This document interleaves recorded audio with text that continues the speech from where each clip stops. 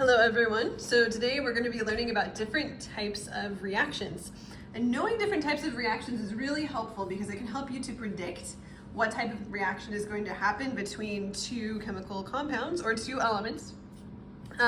Because there are actually not as many different types of reactions as you might think. There are more than the ones we're writing down here, but these are a few of the really important common ones. So we're going to start with synthesis. I'm going to give you the general form of the reaction, so nothing with actual elements or compounds, just sort of a symbolic representation. And then I will give you an actual example with real chemicals, real elements, and molecules. So the general form for a synthesis reaction is going to be A plus B produces AB.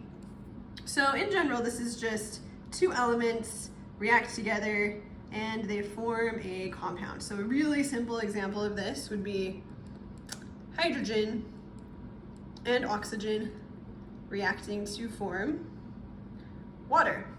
And you might notice, wait, there's two oxygen atoms here and there's only one here. And you were correct.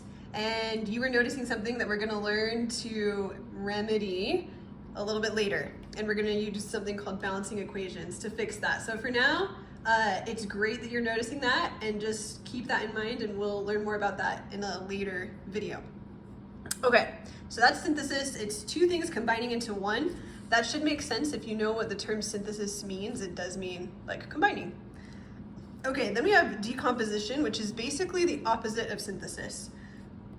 So we have a compound splitting into either two elements, or it could be like a smaller compound and an element. It's just splitting apart into smaller pieces.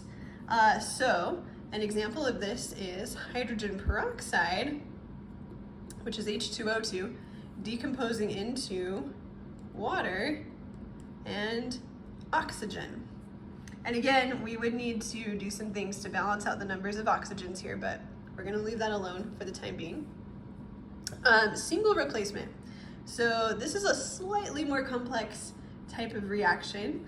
It's going to be AB plus C produces CB plus A. So in this type of reaction, you're going to have a compound, usually an ionic compound, and an element by itself. And the single element is going to replace the A part of this AB compound. So let me show you with a real example. This is the famous thermite reaction that I'm going to show here, if you've heard of that. So this is iron oxide, so basically rust plus aluminum. If you put those together and you have to heat them up and you have to use aluminum powder, you have to have some kind of special conditions here, but you can produce a lot of energy, and what you will end up with is aluminum oxide, Al2O3, and pure iron. So notice the aluminum was by itself on the left. It went over here, replaced the iron, so now we've got Al2O3. The iron is now kind of kicked out, it's by itself. Okay, double replacement is very similar, but we're not going to have any element that's alone at any time in this reaction. So it's going to be AB plus CD produces AD plus CB. So basically, this usually happens with ionic compounds, and our two cations are swapping. So let me give you an example of this. PbNO3 is lead nitrate.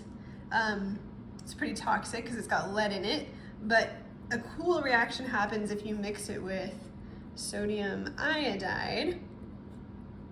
The sodium and the lead switch places, and you get lead iodide, which is a really cool yellow colored chemical. Also still toxic, but it looks cool. And then NaNO3. So the Pb and the Na have swapped, and the I and the NO3 have swapped. So double replacement. Okay, combustion is a very specific type of reaction. I'm not going to give you a general form and an example because they're kind of so similar. Basically, in a combustion reaction, you have any hydrocarbon And a hydrocarbon is just a chemical that has hydrogen and carbon. So like methane gas, CH4, or any other chemical with carbons and hydrogens reacting with oxygen to produce carbon dioxide and water. So this is a reaction where we're burning something. We're burning some flammable gas or some flammable liquid, some kind of flammable hydrocarbon, could even be a solid, to produce carbon dioxide and water. Okay, and just realize for combustion, you have to have these specific reactants and products. It's gotta be oxygen reacting with hydrocarbon. It's gotta form specifically carbon dioxide and water. If it's doing anything else other than that, it's not combustion. Okay, the last type is acid-base neutralization. So the general form of this, I'm gonna write it out a little bit differently. It's usually an acid plus a base will react to produce water and a salt.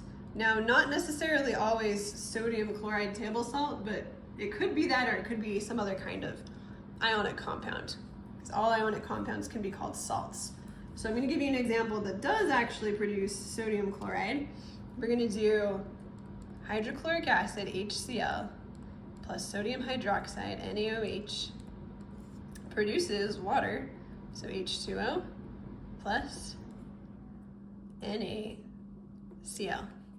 So the acid and base neutralize each other, and if you have the exact right amounts, you won't have any acid or base anymore at the end. You'll just have salt water, which is really interesting. Okay, and then let's look at some problems where it's asking us to predict. So what type of reaction will NaI and PbSO4 undergo? Okay, so we can automatically eliminate several of these. It can't be an acid-base reaction because we don't have like hydrogens and OHs. Can't be combustion, we don't have oxygen. It could be double replacement because we have two compounds. Can't be single replacement, we need an element by itself for that. Can't be decomposition because we've got two chemicals. Synthesis is going to be really hard if you have this many chemicals trying to combine together. Synthesis is usually if you have two just plain elements. So that means this is probably going to be double replacement.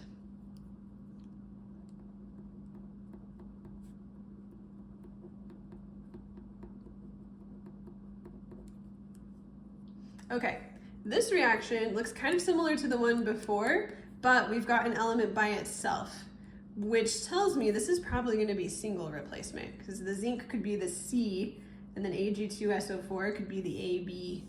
So this is going to be single replacement.